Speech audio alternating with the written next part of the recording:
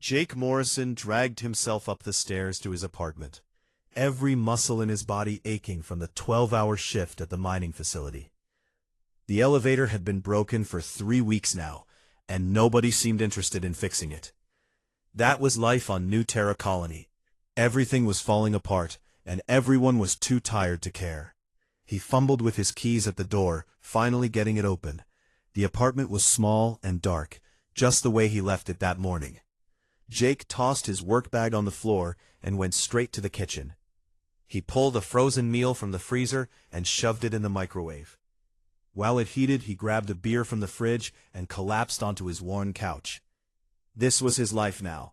Work, eat, sleep, repeat. It had been 3 years since the transport accident that killed his sister Katie.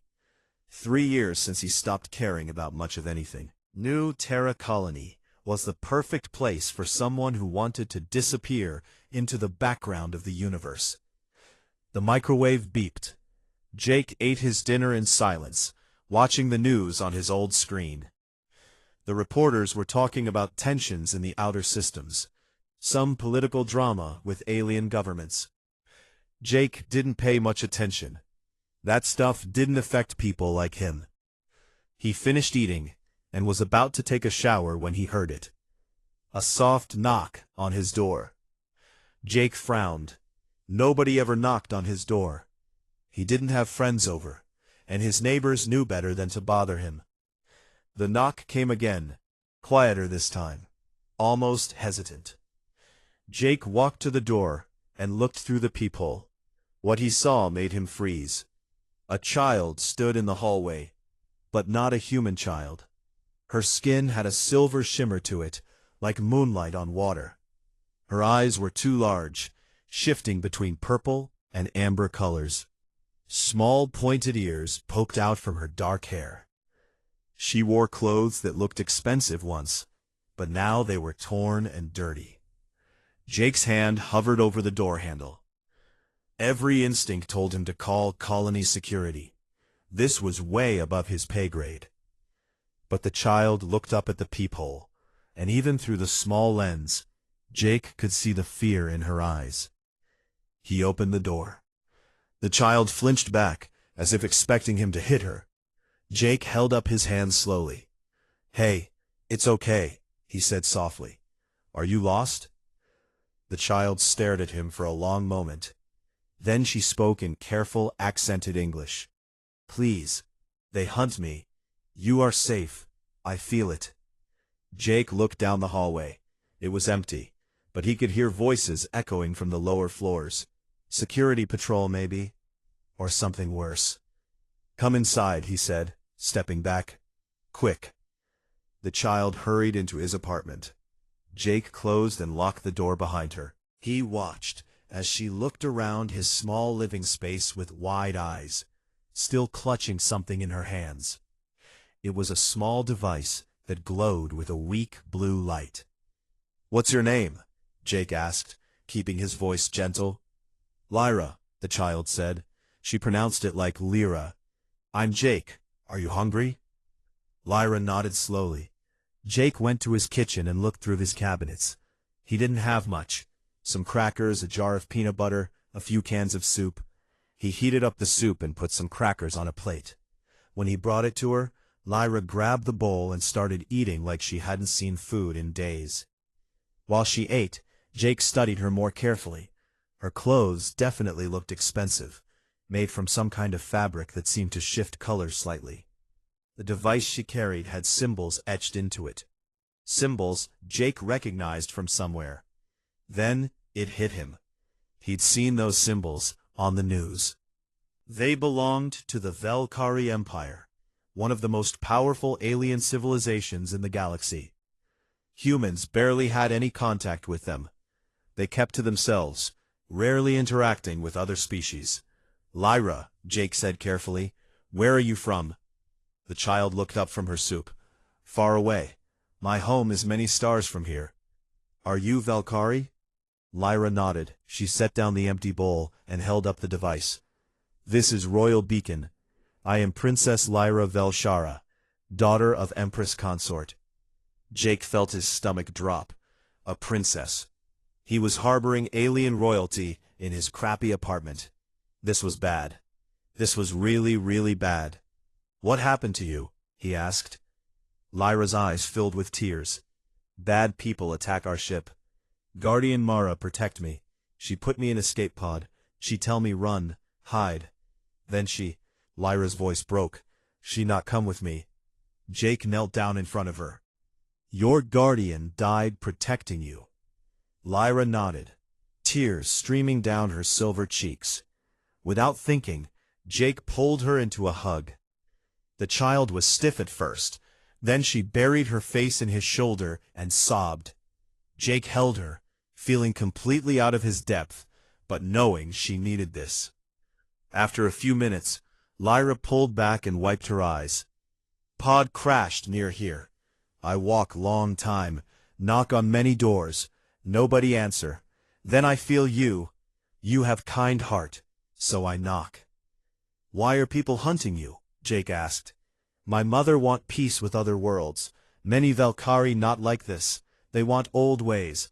They send killers to stop my mother. They think if I am gone, mother will be weak." Jake sat back on his heels. This was politics way beyond anything he understood. But looking at Lyra, all he saw was a scared kid who needed help. "Listen," he said. "I need to think about this. You're safe here tonight, okay? Try to get some sleep." He set her up on his couch with a blanket and pillow. Lyra curled up immediately, still clutching her beacon device. Within minutes, she was asleep. Jake sat in his kitchen chair staring at the sleeping alien princess on his couch. He should call someone. Colony security, the human diplomatic corps, somebody who knew how to handle this. But Lyra had said people were hunting her. What if those people had connections to colony security? What if turning her in was the same as handing her to her killers? Jake looked at the picture frame on his small shelf. It showed him and Katie at the beach on Earth, years ago, before everything went wrong. Katie would have helped this kid without a second thought.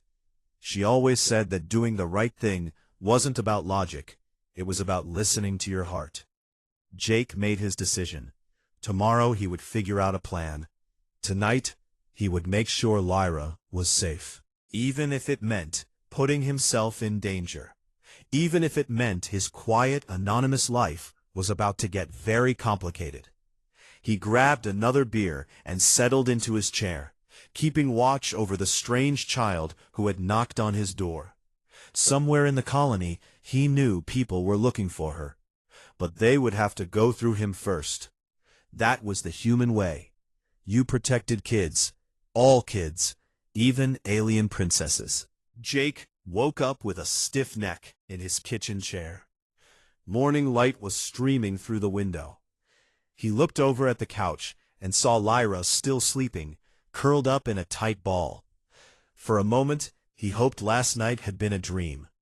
Then Lyra shifted, and her silver skin caught the light, and Jake knew it was all very real.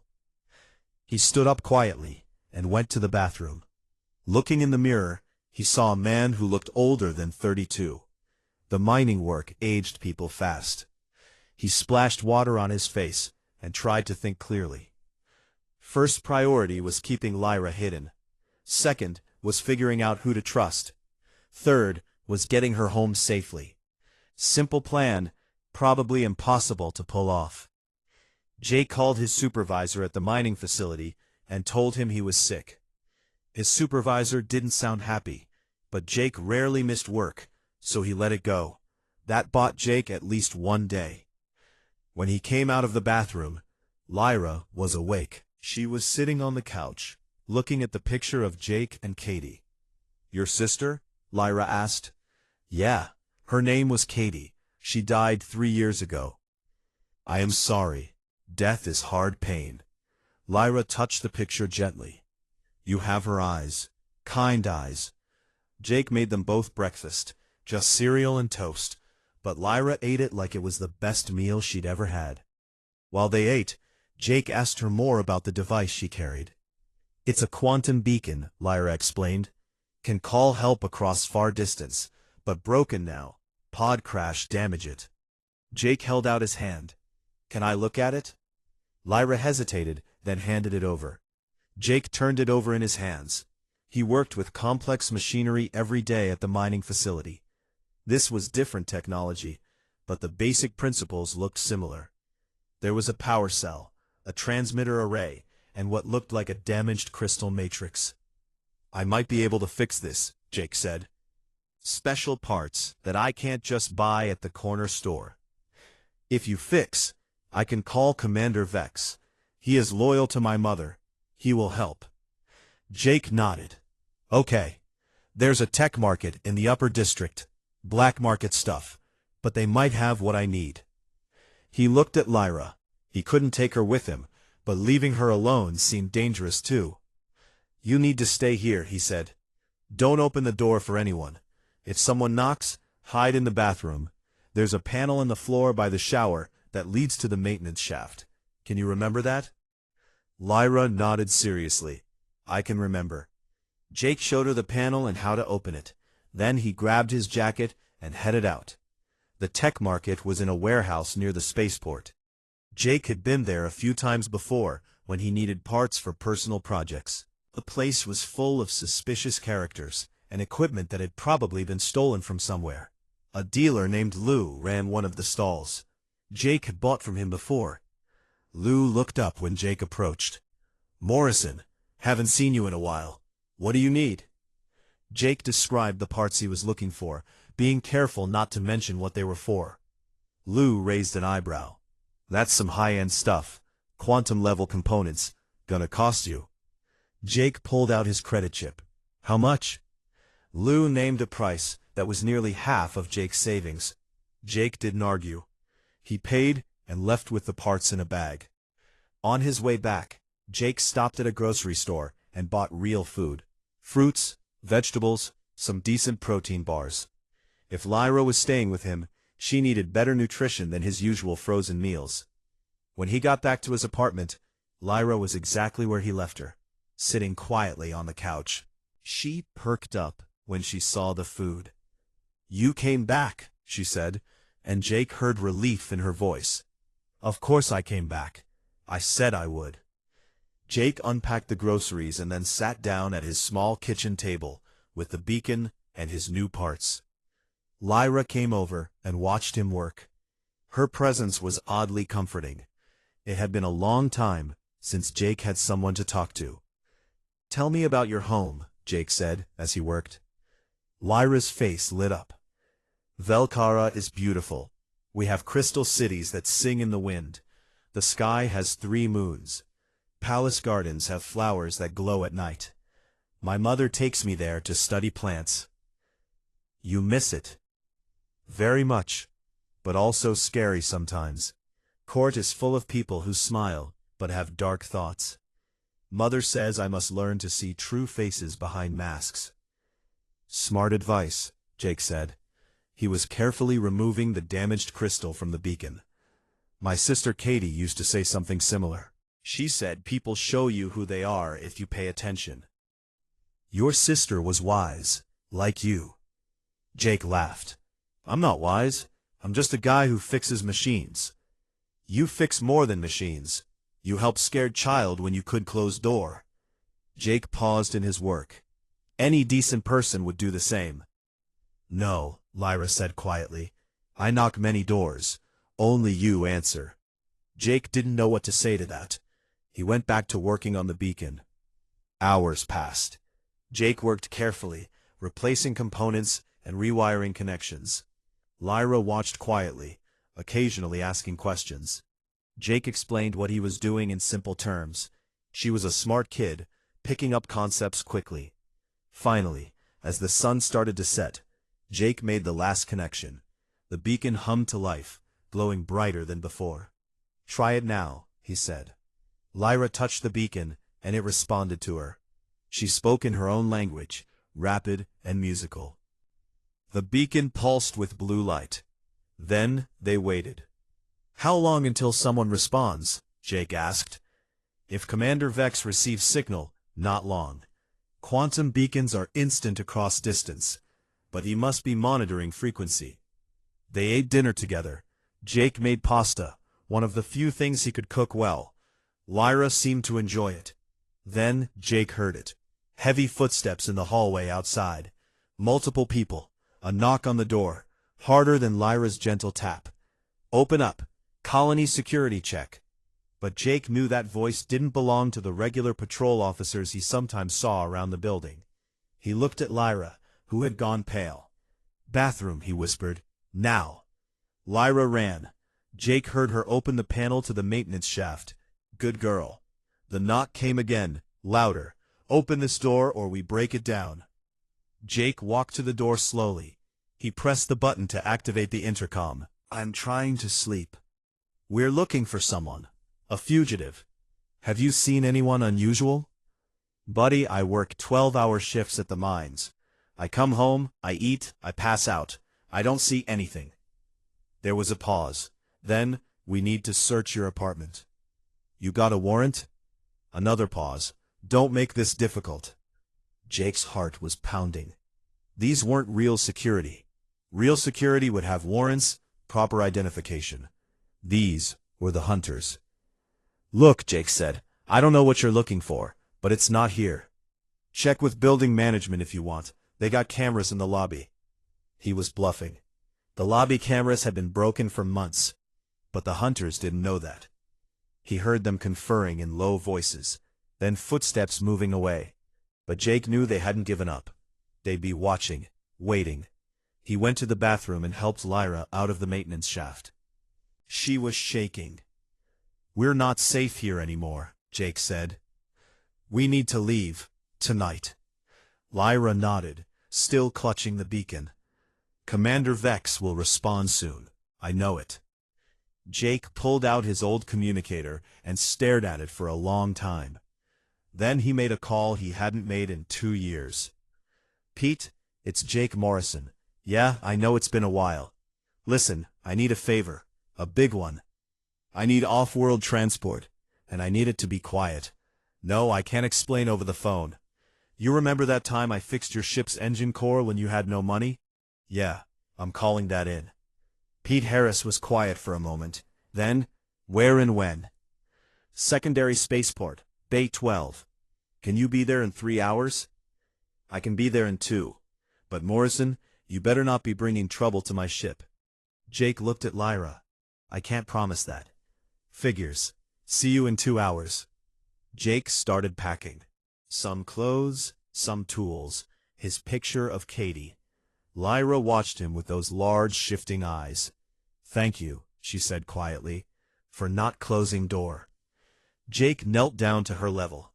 "Kid, I don't know if this is going to work. I don't know if we can get you home. But I promise you this, I'm going to try. And humans, we're really stubborn when we try something." Lyra smiled for the first time since he met her. "Good. I like stubborn." Jake packed the last of his things and checked the hallway. Clear for now. They had 2 hours to get across the colony to the secondary spaceport. 2 hours to escape whatever was hunting a little girl who had knocked on the wrong door. Or maybe, Jake thought, as they slipped out into the night, it was exactly the right door after all. Jake and Lyra moved through the back alleys of New Terra Colony like shadows. Jake had pulled a hood over Lyra's head to hide her distinctive features, and she held tight to his hand. Every time they heard voices or footsteps, they ducked behind dumpsters or into doorways. The secondary spaceport was on the far side of the colony, past the industrial sector. It took them an hour and a half of careful movement to reach it. Jake's back was sweating despite the cool night air. Bay 12 was in the corner of the spaceport, away from the main traffic. It was the kind of place where people docked when they didn't want too many questions asked. Pete's ship, the Wandering Star, was already there. It was an old cargo hauler, battered and patched in a dozen places. But Jake knew Pete kept the important systems running perfectly. Pete Harris himself was standing by the cargo ramp. He was a thin man in his 50s, with gray hair and sharp eyes that missed nothing. When he saw Jake approaching with a hooded child, those eyes narrowed. "Morrison, What did you get yourself into? I'll explain on board. Can we just get out of here? Pete looked around the empty bay. Yeah, something tells me we should. Get in. They hurried up the ramp.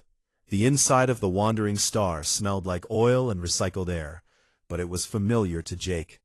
He'd helped Pete fix the ship more than once over the years. Pete sealed the ramp and headed for the cockpit. Strap in. I'm not waiting around. Jake helped Lyra into a seat and buckled her harness. Then he strapped himself into the co-pilot chair next to Pete.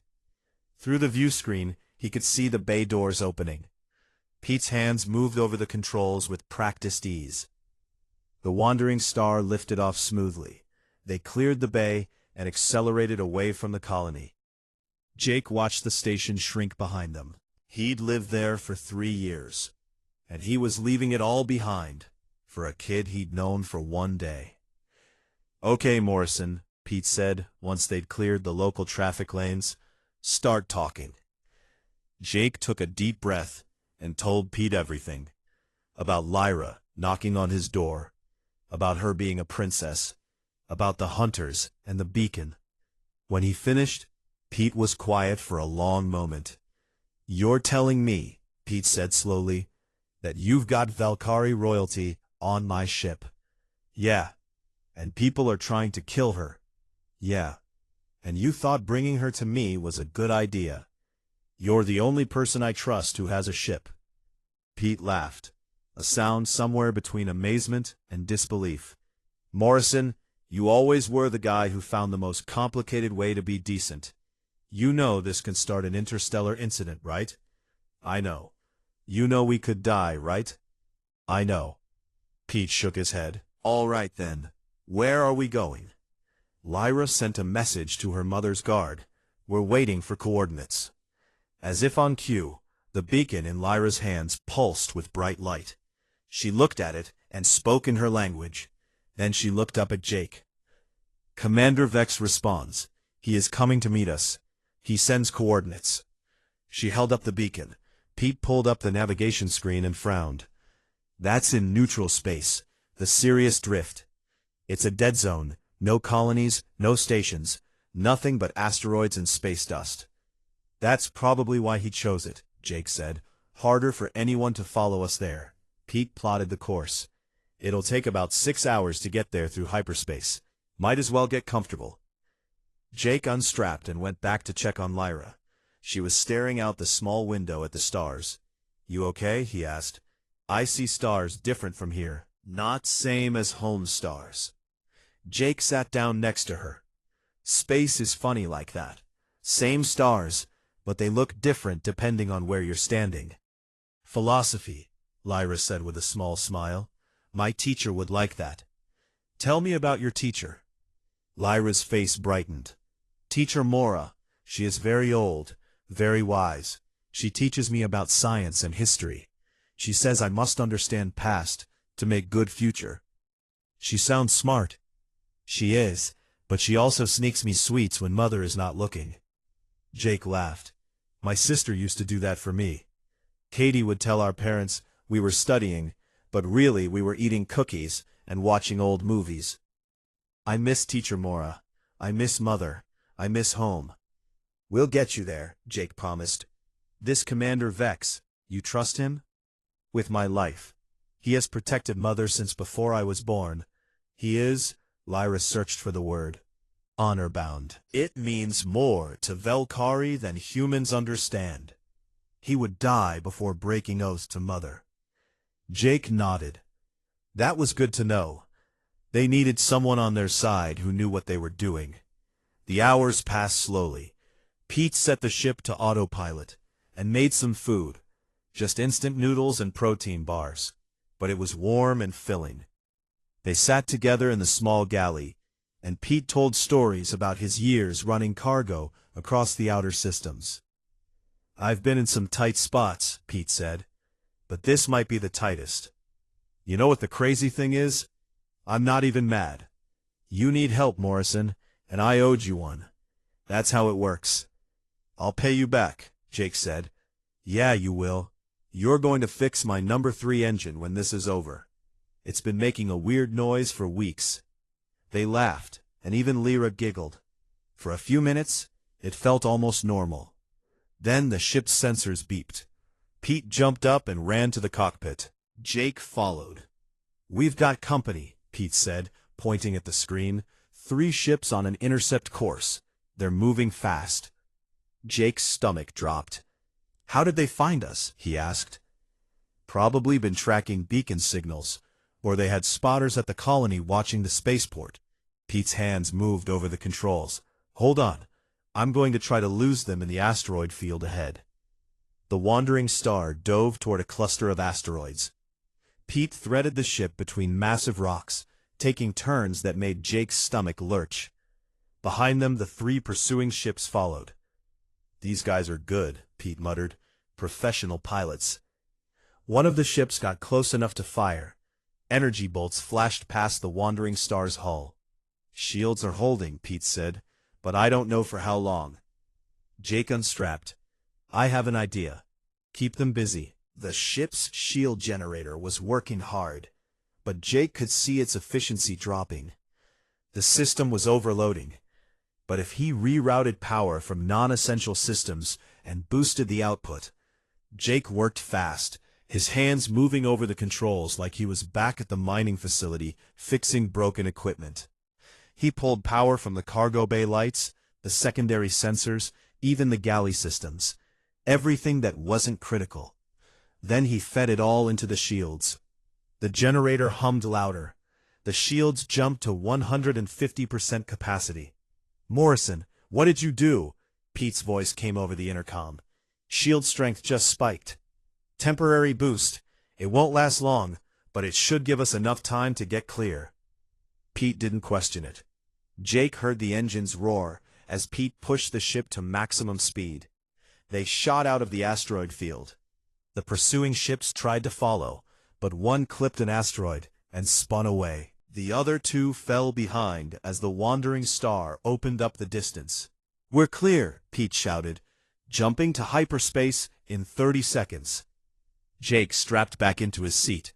Lyra was gripping her harness with white knuckles, but she looked more excited than scared. "That was amazing," she said. The stars stretched and blurred as they entered hyperspace. The pursuing ships were gone, left far behind in normal space. Pete let out a long breath. Okay, we're good. 4 hours to the rendezvous point." Jake leaned back in his seat, his heart still racing. "Thanks, Pete." "Don't thank me yet. We still need to make it to this Commander Vex without running into more trouble." But they did make it. 4 hours later, they dropped out of hyperspace in the Sirius Drift. The space around them was empty, except for a single ship hanging in the void. This ship was sleek and dark, almost invisible against the black of space. It looked like a blade floating in the darkness. "That's a Valkyrie stealth ship," Pete said quietly. "I've only seen pictures. They're supposed to be faster than anything humans have." The communication system crackled to life. A voice spoke in accented English. "Human vessel Wandering Star. This is Commander Vex Toral of the Imperial Guard. I am here for Princess Lyra Velshara." Lyra leaned forward. "Commander Vex, it is me. I am safe." There was a pause. Then the voice came again, and Jake could hear emotion in it now. "Thank the stars. Princess, we are sending a shuttle. Please prepare to transfer." Pete brought the ships alongside each other. A small shuttle detached from the Valkyrie ship and docked with the Wandering Star. When the airlock opened, a tall figure stepped through. Commander Vex Toral was impressive. He stood nearly 7 feet tall, with silver skin marked by old scars. His eyes were hard and sharp, but when he saw Lyra, they softened. Lyra ran to him. He knelt and wrapped his arms around her, and Jake saw this fierce warrior holding a child like she was the most precious thing in the universe. "You are safe," Vex said quietly. "You are safe now." Then he looked up at Jake and Pete. His eyes studied them carefully. "You are the humans who protected the princess." Jake Morrison, Jake said. This is Pete Harris. Vex stood, one hand still on Lyra's shoulder. You have my gratitude, the Empire's gratitude. Name your reward, and it will be yours. Jake shook his head. I don't want a reward. I just wanted to help. Vex stared at him like he was speaking another language. You risk your life, abandon your home, fight through enemies, and want nothing? That's right. This is human nature? It's just decent nature, Jake said. Commander Vex stood in the cargo bay of the Wandering Star, still trying to understand Jake's refusal of reward. Lyra tugged on his arm. Commander Vex, Jake cannot go back to colony now. Bad people know his face. They will hurt him. Vex nodded slowly. The princess is correct. The traditionalists will seek revenge. You have made powerful enemies by protecting her. He looked at Jake seriously. I can offer you new identity, new life in distant system where you will be safe. What about Pete? Jake asked. Your pilot friend as well, if he wishes. Pete shook his head. Thanks, but I like my life. I'll lay low for a while. Change my ship's registration. I'll be fine. Jake thought about it. A new identity meant never seeing his old life again. Not that there was much to see, just a crappy apartment and a job that wore him down. But it was his life. There is another option, Vex said. Come with us to the homeworld. Meet the Empress Consort. Let her thank you properly. After that, we can arrange your future safety. I want Jake to come, Lyra said. Please, Mother will want to meet him. He saved me. Jake looked at the small alien girl who had changed his life in just 2 days. How could he say no to that face? Okay, he said. I'll come. Pete clasped Jake's shoulder. You sure about this, Morrison? That's deep into Valkyrie space. Not many humans have been there. I'm sure. They said their goodbyes. Pete promised to keep his head down and stay out of trouble. Jake watched the Wandering Star undock and jump away to hyperspace. Then he was alone with Lyra and Vex. The Valkyrie stealth ship was like nothing Jake had ever seen. Everything was smooth and curved, made from materials that seemed to shift colors. The crew members they passed in the corridors all stopped and bowed to Lyra. She nodded to each of them, and Jake saw how naturally she carried herself. She really was a princess. Vex showed Jake to a guest cabin. It was small but comfortable, with a bed that adjusted to his body shape and a window that looked out at the stars. The journey will take several days, Vex said. Even with our advanced hyperspace drives. Rest. You have earned it. But Jake couldn't rest. His mind was spinning with everything that had happened. He sat by the window and watched space slide past in streaks of light. A knock came at his door. It was Lyra. Cannot sleep? She asked. Too much thinking, Jake said. Come in. Lyra sat on the bed. I want to thank you again. You did not have to help me. You keep saying that, but I did have to help. You were a scared kid at my door. What else could I do? Most people do nothing. They are afraid or they do not care. But you are different. I'm just a guy who fixes machines, Lyra said. It was the second time she'd said that. You fix broken things. Like me. I was broken with fear and sadness. You helped fix that. Jake didn't know what to say. He changed the subject. Tell me about your mother. What's she like? Lyra's face lit up. Mother is strong and kind. She became Empress Consort after my father died. Many did not think she could rule, but she proved them wrong. She wants Valkyrie to be part of a bigger galaxy, to have friends, not just walls. And people don't like that? Traditionalists say we must stay pure, stay separate. They say other species are beneath us. But Mother says that's fear talking, not wisdom. Your mother sounds smart. She is, but being right does not keep you safe. That is why they attacked our ship. They wanted to hurt her through me. Jake felt anger rise in him. Using a child as a political weapon, was about as low as anyone could go. Over the next few days, Jake spent time with both Lyra and Vex. He learned about Valkyrie culture. They were an ancient people, much older than humanity. Their technology was more advanced, their society more complex. But they had problems too: political divisions, fear of change, the same stuff humans dealt with. Vex was particularly interested in humans. He asked Jake endless questions about Earth, about human history, about how humanity had spread across so many worlds. "Your species is young," Vex said one day as they sat in the ship's observation deck. "You have only been traveling space for a short time, yet you establish colonies everywhere. How?" Jake shrugged. "We're stubborn, I guess. Someone tells us we can't do something, and that just makes us want to do it more." "Interesting. Valkyrie plan carefully before acting. We calculate risk. We move slowly." "Yeah, well, humans are more of the leap first, look later type." Vex laughed. It was the first time Jake had heard him laugh. "Perhaps that is strength. Perhaps we have been too careful for too long." On the 5th day, they arrived at the Valkyrie homeworld. Jake stood at the observation window and stared. The planet was beautiful. Massive crystal cities rose from forests and mountains. 3 moons hung in a purple-tinted sky. Lights danced across the upper atmosphere, like permanent auroras. "Welcome to Valkyrie," Lyra said beside him. "My home."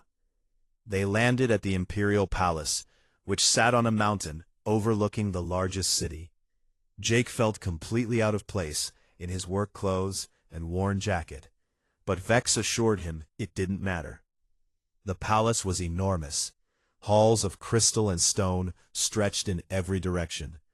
Gardens grew inside and outside, filled with plants that glowed softly. Valkyrie, in elaborate robes, moved through the corridors, all stopping to bow when they saw Lyra. Finally, they reached the throne room. It was a massive chamber with a ceiling that seemed to open to the sky. At the far end, on a throne carved from a single piece of crystal, sat Empress Consort Ciara Valshara. She was tall and elegant, dressed in robes that shifted between silver and blue. Her face was stern and regal. But when she saw Lyra, all that authority melted away. She stood and ran down the steps, sweeping her daughter into her arms. Mother and daughter held each other, and Jake saw tears streaming down Ciara's face. She spoke rapidly, in her own language, checking Lyra over, making sure she was truly safe. Then Ciara looked up and saw Jake. She stood, still holding Lyra's hand, and walked toward him. Jake felt very small under her gaze. "You are the human," Ciara said. Her English was perfect, barely accented. "You are Jake Morrison." "Yes, ma'am. Your Majesty. I mean," Jake stumbled over the words. Ciara smiled. It transformed her face, making her look younger and warmer. "Thank you. Those are simple words, but they carry weight of my heart. You saved my daughter when you had no reason to. When it put you in danger, why?" Jake had answered this question before, but now, standing in front of an alien empress in a crystal palace, he really thought about it. "Because she was scared and alone," he said finally. "Because I had the power to help. Because it was the right thing to do. Isn't that enough?" Ciara stared at him for a long moment. Then she turned and addressed the court in her own language. Jake didn't understand the words, but he heard emotion in them. She turned back to him. "I told my court what you said.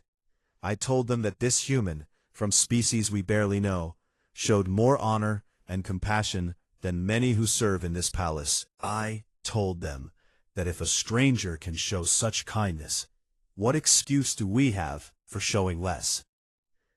She gestured to the court. "You have started something here, Jake Morrison. A conversation that needed to happen." Jake felt overwhelmed. "I just helped a kid. I didn't mean to start anything political." The greatest changes often begin with simple acts, Ciara said. You will stay here as our honored guest. Rest, recover. We have much to discuss about your future. Jake was shown to guest quarters that were bigger than his entire apartment back on New Terra. He had a balcony that looked out over the Crystal City. He had servants offering him food and drink. It was all too much. That evening, Lyra came to visit. She brought her mother with her. I wanted you to see something, Ciara said.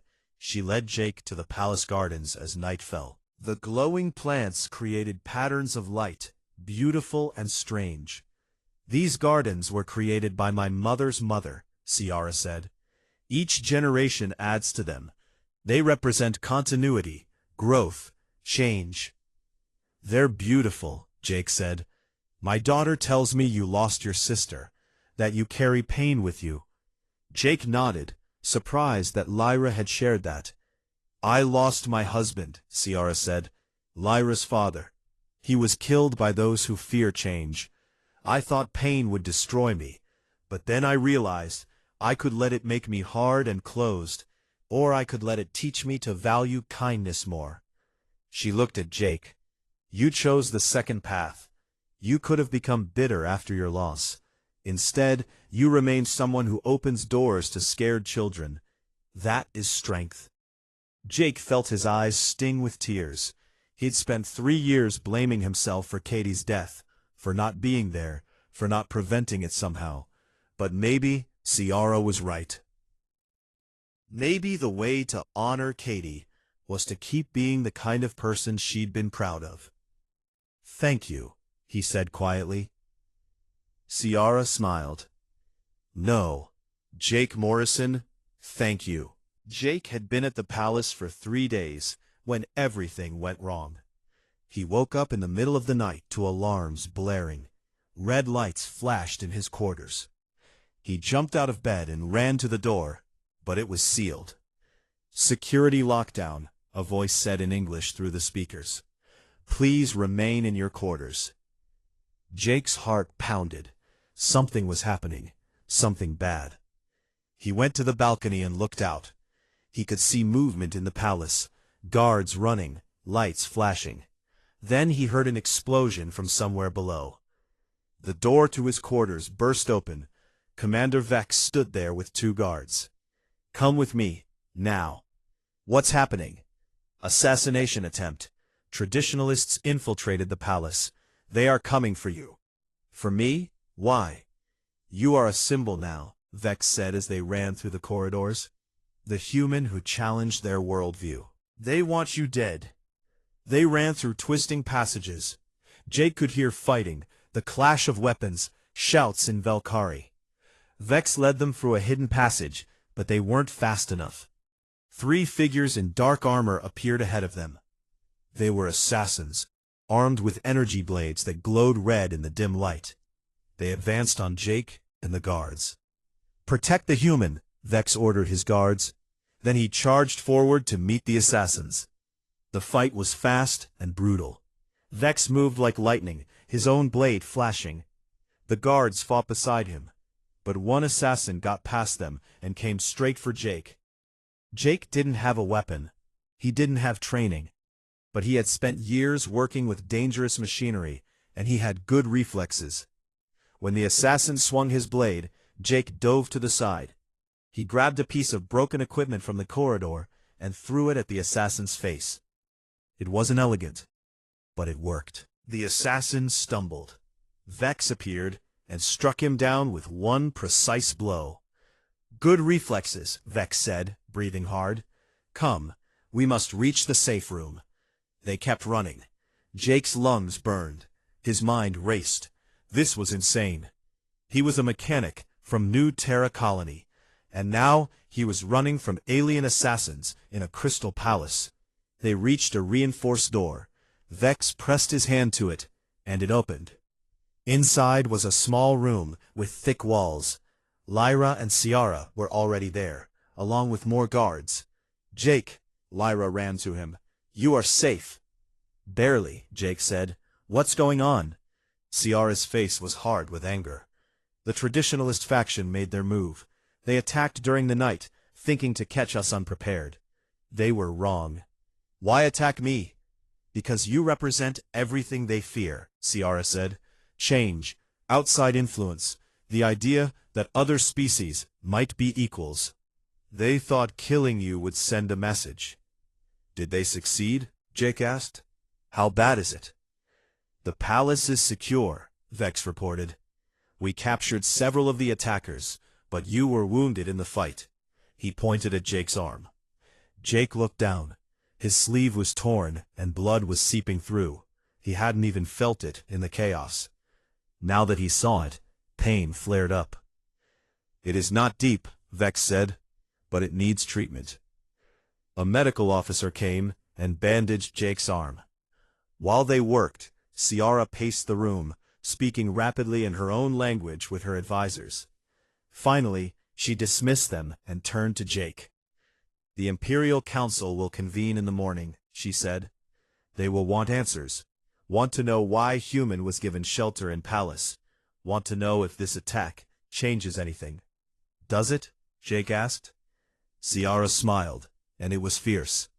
Yes, it proves I was right. Those who cling to the old ways are willing to kill children and guests to preserve their power. The Council will see this. They will understand that isolation has made us weak, not strong. The night passed slowly. Jake sat with Lyra, telling her stories about Earth to keep her distracted. She was scared, but trying to be brave. Jake understood that feeling. When morning came, Vex escorted Jake to the council chamber. It was even bigger than the throne room, with seats arranged in a circle. Hundreds of Valkyrie were there, nobles, military leaders, advisors. All turned to look at Jake as he entered. He felt very human and very small. Ciara stood in the center. She spoke in her language, and a translator device allowed Jake to understand her words. This human is Jake Morrison, she said. He saved my daughter when he had no obligation to do so. He risked his life, his home, his safety. And last night, traditionalists tried to murder him because he represents a truth they cannot accept, that honor and compassion exist beyond our borders. One of the council members, an old Valkyrie with elaborate robes, stood. The human is an outsider. His presence here has caused violence. Perhaps it would be better if he left. No, another council member said, standing. The violence came from our own people, not from him. The shame is ours. Arguments erupted across the chamber. Jake watched as the Valkyrie debated his fate, the future of their civilization. It was surreal. Then Lyra stood. She was small and young, but when she spoke, the chamber fell silent. I am Princess Lyra Velshara, she said in clear voice. Many of you have known me since birth. You watched me grow. You say you care about my future. Then listen to me now. She walked to stand beside Jake. This human did not have to help me. He could have closed his door, called authorities, turned away. But he did not. He saw child in trouble and he helped. This is what Mother wants for our people, to be part of galaxy that helps each other. If we cannot see value in what Jake did, then we are lost. The chamber was silent. Then slowly, one council member stood and bowed to Lyra. Then another, then more. It was like watching a wave spread across the room. The old council member who had spoken against Jake stood last. He looked at Jake for a long time. The princess is wise beyond her years, he said finally. Perhaps because she learned from unexpected teacher. I was wrong. Human Jake Morrison is not the problem. He is solution we have been too blind to see. He bowed to Jake. You have my apology and my respect. The vote that followed was not unanimous, but it was decisive. The Valkyrie Empire would open diplomatic relations with other species, starting with humanity. They would begin to step out of their isolation. After the council meeting, Ciara found Jake on one of the palace balconies. He was looking out at the Crystal City, trying to process everything. "You have changed the course of civilizations," Ciara said. "I just helped a kid," Jake replied. "Yes, and that simple act echoed across my empire. The Council will implement reforms. We will reach out to other species. We will begin to heal the divisions in our society." "What about the traditionalists, the ones who attacked?"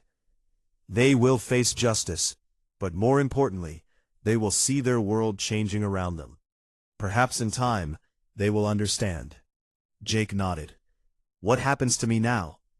"That is your choice," Ciara said. "You can stay here as ambassador if you wish, or we can arrange safe return to human space with new identity. Or anything else you desire. Your life is yours to shape." The palace was beautiful, but it wasn't home. He missed the simplicity of fixing things with his hands, of working with machines instead of politics. "I want to go back," he said. "Not to New Terra. That's burned now. But somewhere human. Somewhere I can be useful." Ciara smiled. "I thought you might say that. I have arranged for New Terra Colony to receive Velkari assistance. New infrastructure, better equipment. They will need engineers who understand both human and Velkari technology. If you return, you could help build that bridge." "That sounds good," Jake said. "There is one more thing." Ciara handed him a small device. "This is direct communication line to Palace. To me, to Vex, to Lyra. You are family now, Jake Morrison. We do not forget family." The goodbyes were harder than Jake expected. Lyra cried and made him promise to visit. Vex clasped his arm and said, "You have Korshala with Imperial family now. That means you are under our protection, always." Jake didn't fully understand what that meant, but he knew it was important. 6 months later, Jake stood in the newly rebuilt engineering center on New Terra Colony. The place was transformed. Velkari technology had upgraded everything. The mining operation was safer and more efficient. The colony had power and clean water. Even the elevator in his old apartment building worked now. Jake had a new apartment, bigger and better, but he kept his old picture of Katie on the shelf. Next to it now was a photo that Lyra had sent him. Her and her mother, standing in the palace gardens, both smiling. There was a message written in both languages. "Thank you for showing us what kindness looks like." His communicator chimed. It was a message from Lyra. She sent them every few days, telling him about her studies, about changes in the Empire, about her life. Jake always wrote back. It included a news article from one of the major human networks. The headline read, "The Morrison Doctrine, How One Man's Kindness Changed Galactic Relations." Jake laughed. He'd heard about this. People across human space were talking about what he did. Not as some grand heroic act, but as an example of simple decency.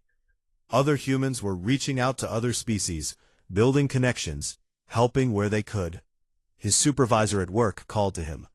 "Morrison, we got a shipment of Velkari components that need installing. You're the only one who understands how they work." "On my way," Jake called back. He took one last look at the photos on his shelf. Katie's smile, Lyra's happiness. 2 people who had shaped his life in different ways. Jake had spent 3 years trying to disappear, trying to hide from his grief. Then a scared child had knocked on his door, and everything changed. Not because he was special or heroic, but because he made a simple choice, to help someone who needed it.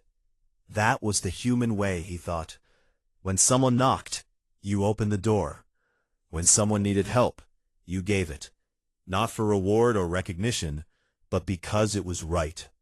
Jake grabbed his tools and headed to work. There were machines that needed fixing, bridges that needed building, and a galaxy that was just starting to realize that maybe, just maybe, the best parts of any species weren't how advanced their technology was or how old their civilization was. The best parts were how they treated each other when it mattered most. And sometimes, the most important moment in history started with nothing more than a knock on the door and someone brave enough to answer it.